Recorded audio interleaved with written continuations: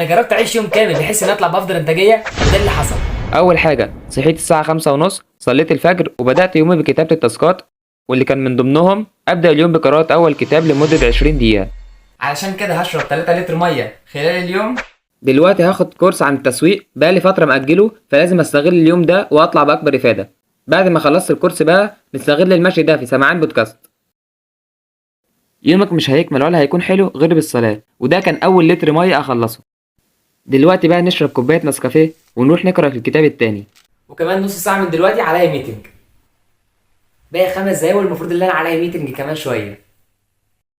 نقرأ آخر كتاب قبل ما أنام، وبكده أكون خلصت آخر كتاب مع آخر بق مية. حابب أقولك إن ده أكتر يوم حسيت فيه بطاقة وإنجاز، ومعرفش السبب، يمكن عشان صحيت بدري، أو عشان شربت مية كتير، أو علشان خططت ليومي بطريقة صحيحة. ما تنسوش تشتركوا في القناه وتفعلوا الاشعارات. مش هوصيكم بقى باللايك والشير، وان شاء الله نتقابل على خير.